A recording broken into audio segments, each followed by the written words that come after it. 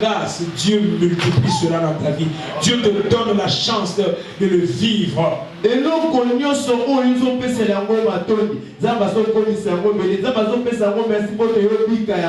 Alléluia. Amen. Et il y a deux bénéfices lorsque nous vivons dans la louange. Déjà, il faut savoir, nous louons Dieu pour ce qu'il a fait. Mais nous le louons aussi en anticipation des choses qu'il va faire. Il a fait des grandes choses. Est-ce qu'il y a quelqu'un qui est témoin de la main de Dieu dans sa vie? Tu n'es pas dans la morgue maintenant. Tu es dans le sanctuaire de Dieu. Tu es vivant, en bonne santé. Toi et tes enfants, bonne santé. Ce sont des raisons de dire merci au Seigneur. Amen. Amen. Des maladies qui sont venues dans le courant de l'année, Dieu nous a épargnés. Dieu nous a épargnés, n'est-ce pas? Dieu nous a épargnés, n'est-ce pas? Des accidents de toutes sortes.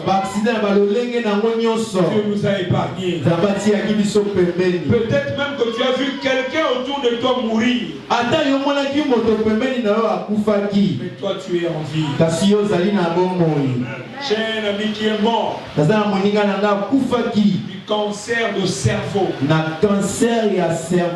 Très jeune. Il est parti. Et pourquoi moi je n'ai pas eu ça? C'est un sujet d'action de grâce. C'est ce que nous avons lu ici. Il faut documenter les actions de grâce. Documenter. Mon âme bénit l'Éternel et n'oublie pas, remember. Il faut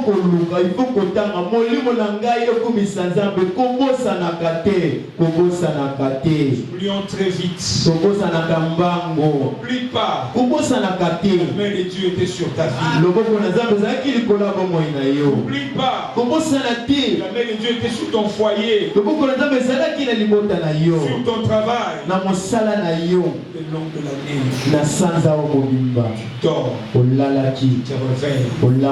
Tu dors. Tu te réveilles. Et le cœur continue à battre 365 jours. 365 jours. Le cœur continue à pomper le sang. Est-ce que tu sais qu'il y a des choses qui se passent dans ta vie pour lesquelles tu n'es même pas conscient? Tu sais que le sang est pompé chaque jour dans ta vie. Le cœur pompe le sang. Il y a des phénomènes qui se passent dans notre corps. Il y a ce qu'on appelle l'infection généralisée. Il y a des gens tels que lorsque tu attrapes une infection généralisée, tu meurs directement. On appelle ça septicémie. Il suffit seulement qu'une infection entre dans le corps. Et ça commence à déranger le corps. Ça touche les intestins. Tu es parti. Je connais une femme à Londres. Son corps devient sa propre lutte. Donc le corps commence à créer des problèmes contre les cellules de son propre corps. Et elle est toujours sous médication, toujours sous les médicaments. Il y a des gens qui boivent les médicaments à vie. Alléluia. Amen. Mais toi tu es en vie. Tu es calme. Ce sont les sujets d'action de grâce.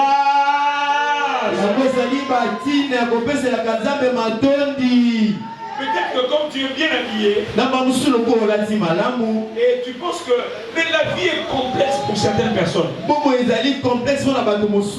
Je vois les gens dans les hôpitaux qu'on les tient comme ça. C'est fini, il est vraiment par terre. Mais toi tu peux bouger les corps. Bouge un peu de corps. Alléluia. Le bas n'a pas la bombe. Le bas n'a pas la bombe. Et dès que tu vas rentrer ce soir, tu vas manger. Non, à les pondous t'attendent. Les bidos t'attendent. Donc ce soir, les amis, Dakar les autres c'est là. Alléluia. Nous on a la sainte, c'était là Dakar la Romi. Anasaf. Donc ce soit ça, faut que c'est la bonne voie. Donc c'est la maille, voilà. Donc c'est la maille. Na mwanini? Na mungu mke. Na kata mai. Mais pas quitter. Donc machaba mungu anakata mai ya safu. Safu ni za déjà non. Na zote safu ba ni bwana. Na bado chasko mungu. Na pilipili. Pilipili on va oui, le piment est très important, c'est un antioxydant. C'est un antioxydant, ça permet à ce que le sang circule bien dans le corps. Alléluia. Amen. Alléluia. Amen. Toutes ces choses-là, nous devons dire merci. Alléluia. Amen. Et le psalmiste dit, si ce n'était pas l'Éternel, Israël le dise. Israël a loba. Ce n'est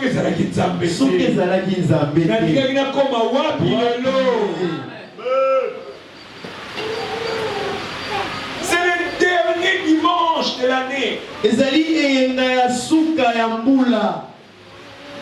Tu dis merci à Dieu pour ce qu'il a déjà fait. Et tu lui diras aussi merci pour ce qu'il va faire.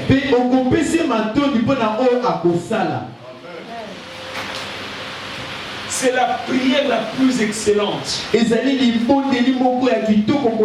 Ça dépasse les prières du turbo. Dire merci au Seigneur. Dire merci au Seigneur. Et le psalmiste nous demande de documenter, de ne pas oublier. Donc ça veut dire qu'il faut commencer à écrire. Ah,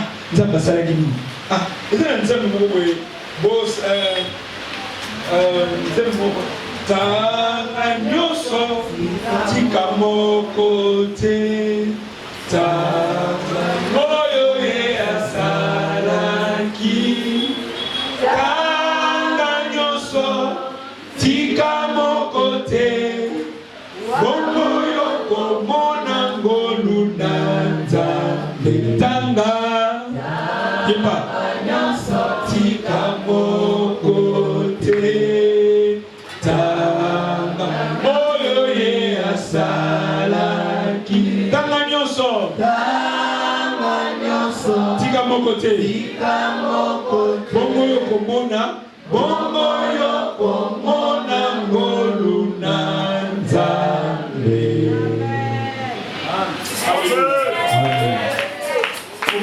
N'oublie pas les bienfaits de Dieu. Alléluia. Amen.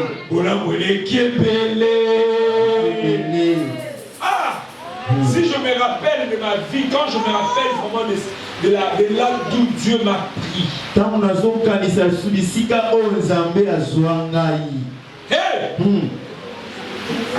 Je me rappelle d'une culotte là que je portais. Quand je grandissais, coupé mon Pas parce que j'aimais la culotte. Mais je n'en avais pas. Je souffrais. L'amour de Dieu dans la vie d'une personne. Je n'avais aucune chance de me tenir devant les gens. Une chance. Il n'y avait même pas la chance d'étudier. Mes parents n'avaient pas d'argent. J'avais personne pour me soutenir. Comment je pouvais étudier? Mais l'amour de Dieu m'a conduit, m'a dirigé. Et aujourd'hui, je me rappelle de ces moments-là. Le moment où Dieu m'a fait étudier. Dieu a payé mes études. Je dis merci au Seigneur. Je dis merci au Seigneur. Je me rappelle comment Dieu m'a connecté. Il y a des gens que je n'ai pas connus qui sont venus ajouter un plus dans ma vie. Je me rappelle un jour, je voulais aller étudier au Nigeria. Il y avait un pasteur. Pasteur Robert Akande. Dans une église là. L'église à Moko. Il fallait maintenant que mon nom se retrouve parmi les missionnaires pour aller étudier au Nigeria. Et moi, je n'étais pas parmi les pasteurs ou les assistants de l'église. Et c'est là que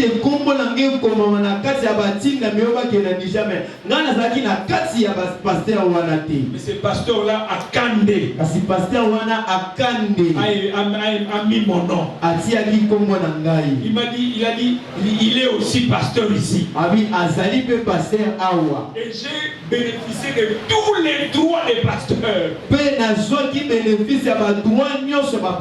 Et je suis allé étudier. Et quand j'ai terminé d'étudier au Nigeria, il fallait payer les billets retour pour venir rentrer ici. Ce pasteur-là a encore mis mon nom pour qu'on paye pour moi le billet. Et des gens que je ne connais pas. Mais Dieu les a utilisés pour qu'ils me bénissent. Pas aussi au courant de l'année. Il y a des gens que Dieu a envoyés dans ta vie. À l'école, au travail. Il y a des gens ici, Dieu leur a donné des clients qui sont venus avec des grosses sommes pour acheter des produits et des services que vous vendez.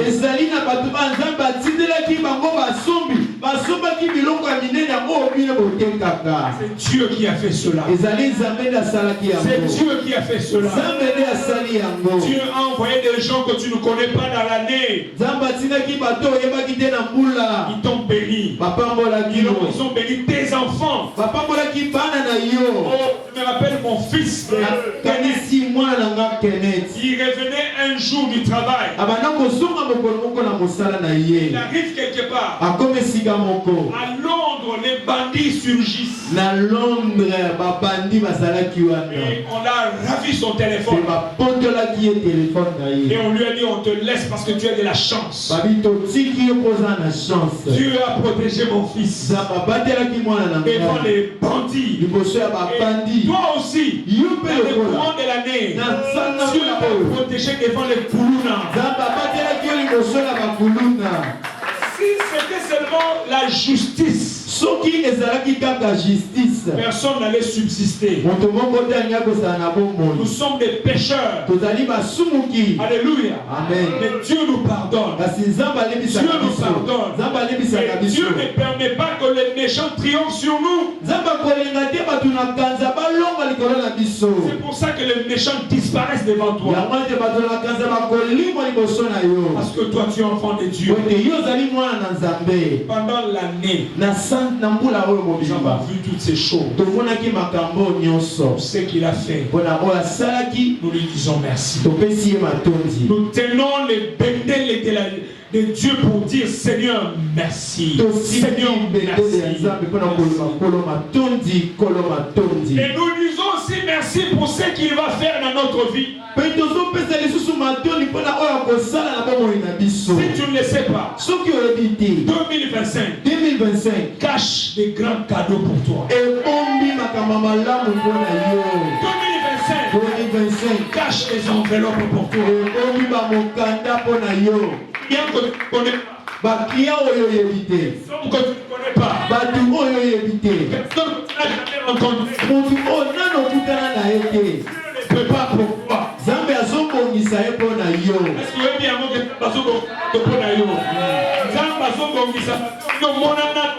Yes. 2025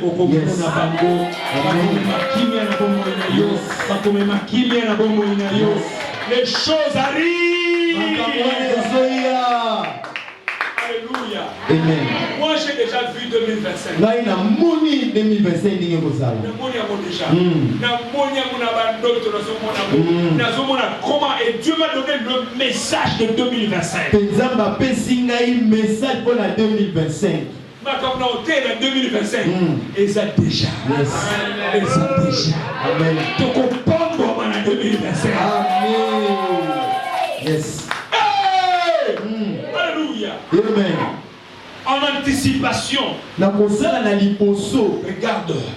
Déjà le mois de janvier, le mois de mars, le mois de mai, le mois de juillet, le mois de septembre, le mois de novembre, regarde le dernier dimanche de 2025. Fate na kombo na pate na ona ba maladie, pate na ona ba accident, pate na bana na yo, pate na ndaku na yo. 2025 arrive. 2025 soya. Alléluia. Amen. En anticipation des choses que Dieu va faire. Na kosala liboso makambo nzamba kosala. C'est ce qu'Abraham a dit. Abraham, quand Dieu lui a promis, il a regardé. Il n'a pas regardé son corps déjà usé. Parce qu'il avait près de 100 ans. Et que Sarah n'était plus en état d'avoir des enfants. Et il a regardé à son futur, rendant gloire à Dieu, étant pleinement convaincu que ce que Dieu promet, il est aussi capable de l'accomplir. Ce que Dieu promet, il a aussi la capacité de l'accomplir. Je peux dire amen. Tonda Yesu, Tonda Yesu.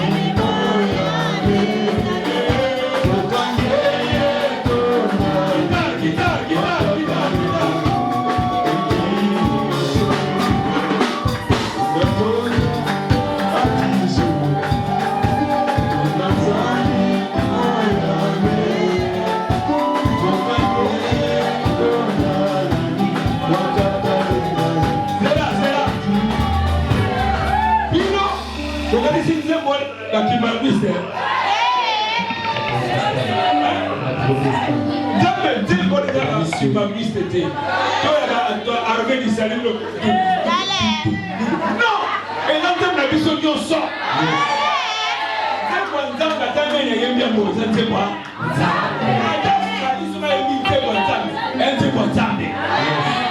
Tous ceux qui respirent,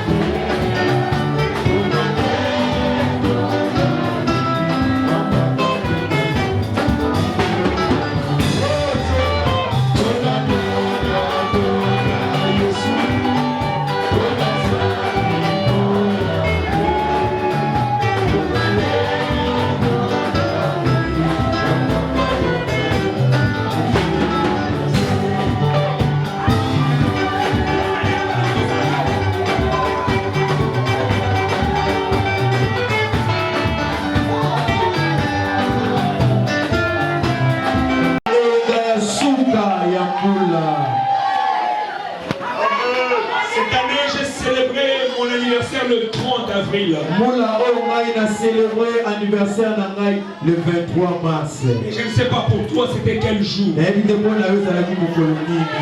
célébré l'anniversaire, n'est-ce pas? Et célébrer l'anniversaire pour été. Et l'année 2025. Et l'année 2025. Tu vas encore célébrer ton anniversaire.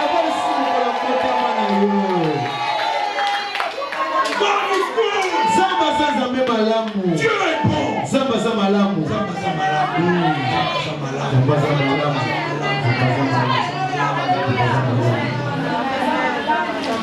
Otika te moto abungisa yo molamo nzamba sala. Dieu dit à Israël, remember. Zamba ebisi na Israël kanisa. Je t'ai pris. Na Swakio.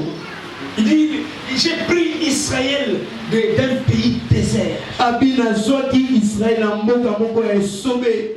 Je l'ai nourri. Na leisa kiye. La Bible dit, Israël est devenu gras. Bible dit Israël comment qui monene.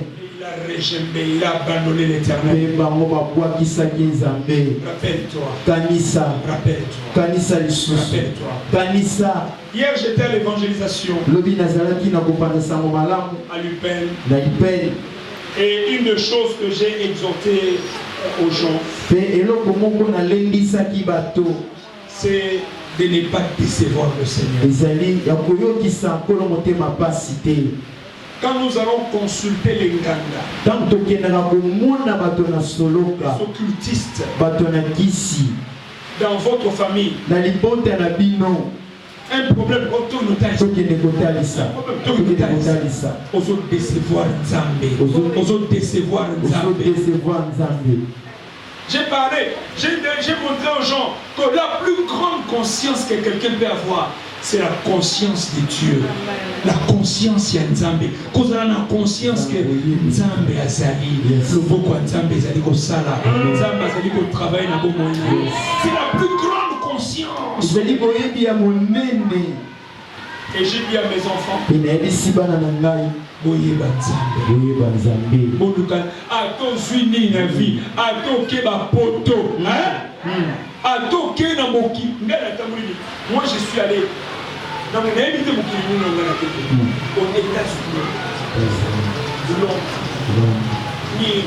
Je te dis la vérité. Nzambe nde azasuka na nyonso.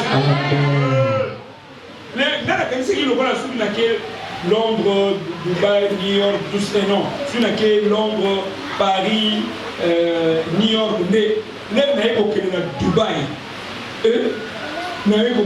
Donc, Dubaï est l'équina Londres, Dubaï. Vous comprenez ma maison ça. Donc, mutu moko takolo ba yenda za Nzambe ndaza suka na nyonso. Et biloko nyonso na ba poto wana nyonso wana soko za Nzambe te na motema na yo. Soko za conscience ya Nzambe te, ça ne sert absolument et que ça nango eloko te. Comme susu bazo bundela ba poto. Moi quand j'atterris, j'ai poto ndé yango. Poto ndé yango. Mais tout na jour tout na ba ndeko na ba jeunes gens ba sana nga. Yo rêve que c'est na kene New York. Nzambe nano ni boso na bongo na yo. Et donc on dit boso foluka. Conscience ya Nzambe et l'équipe a conscience nyonso. Amen. Je vois des gens à Paris. Ils ont la bateau à Paris. Ils peuvent souffrir. Ils ont nyon quoi même. Ils bon à rien. Bateau bazangatina. Ils sont là. Bazana à Paris. Si tu n'as pas Dieu. So bazana Nzambe te. Est-ce que nous sélectons kolongwa na Congo nous sélectons aki kokoma na Paris Lyon. Hein? Si vous allez nous sélectons na Congo, na Londres aux Anans. Ils sont dans Congo, na poto aux arènes. Au Colombo, l'IPK, kuna okomi bito. Mais c'est la nature. Donc, nature n'a pas changé. Suppose à Moutuma Bé, Osaka Moutuma Bé. Osaka Moutuma Bé, donc on a conscience à Nzambe qui a conscience ni en son avis.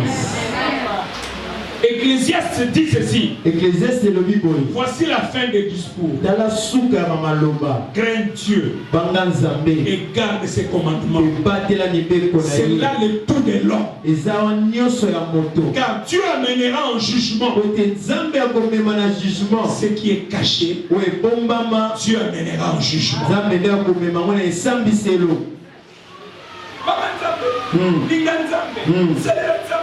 C'est beau de servir. Hier, on est allé à l'évangélisation.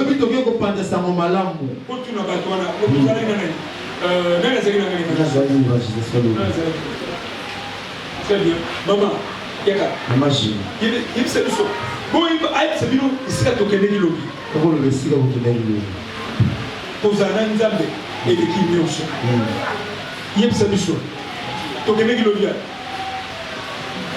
Lobi to kebeki na ipeli na se. Côté de Matabangomba, ti côté à Manse. Côté à Manse. Na se. Na se makasi. Quoi? Donc, bonjour kita. Na mili tipo mati. Moi c'est le mot quoi muke. OK, na na popo ko makuna. Donc, c'était difficile. Ma collègue l'ennemi, n'est-ce pas? C'était dur. Alléluia. Yo parce que yo comment tu veux na bapoto ozuya la kota boy oh mais non c'est na nganta benangai non banza benangai ona bana nangai nazu banza benangai nazala na komati koko nazala na sengo na bokoko nangai ba busuba okoma bakoko pacifique dur ozo vieillir na ba douleur mais bible lui muto suba nzambe ako vieillir na sengo ako vieillir na sengo. Et j'ai pris la moto. Pour la cause du royaume de Dieu. Pour la tina beaucoup. Nous allons tu m'as dit non? Hier, avant de l'Ibosso, merci de hier, voilà, j'ai mon macassi. Merci de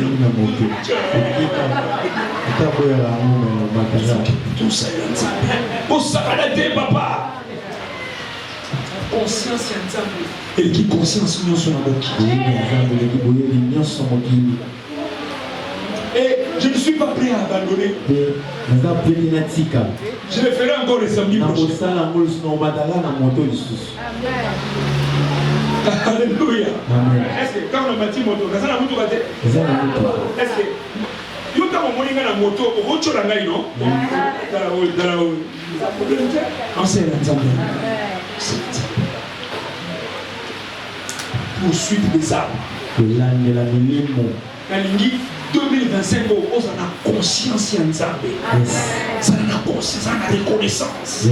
Ça a reconnaissance. Nous tout le monde une religion. Comment dire tout ça? Nazana Nzambe, n'est-ce pas? Est-ce que Naouli est susté? Naobi est susté? Nalongwe Alain? Nazara Alain ou Nazara Alain est susté? Nazara Alain Manzenza, mais Nazara Nzambe.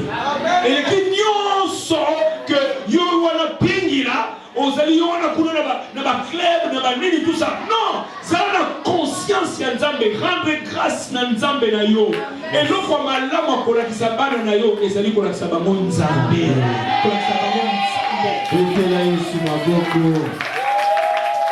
Alléluia, j'ai vu mes enfants. Et bah, son cola. Maman, moi, si la gaï. Yo, okolia mbongo na ngai te soki obanga Nzambe te nazobisa bango ndenge conscience ya Nzambe et standard na ngai bayebi ke Nzambe soko nabetaka mpona Nzambe nabetaka no yo olingi kosambela te yo ozosaka no nazobeta okosakana na Nzambe te okosakana na Nzambe te bongo eza mokuse na mabele bongo eza mokuse kala mingi te ala misusu olongwa. Moi, j'ai 50 ans aujourd'hui. 50 plus sur une zamba, n'est-ce pas? Sur une zamba, on a aucun sou, on a pas. Continuez mon kilo. Yo, so, on a mon kilo. Restez au kilo, mais ça yo. Et ça yo. Et ça yo. Et ça y a un zambé. Je connais des grands pasteurs qui sont partis. Pasteur Nzene. Cité de refuge. Un grand homme de Dieu. bazobotama bazoleka zwa opportunité ndenge oza na bongo iboye osalela nzambe olinga nzambe opesa merci na nzambe loba mele makasi na yoka yo. Et si vous avez dit que vous avez fait nzambe ba merci à qualité. Donc vous avez nzambe ba merci à 2024, na ba merci à 2025. Amen. Amen. S'il vous plaît, tout le merci à tous.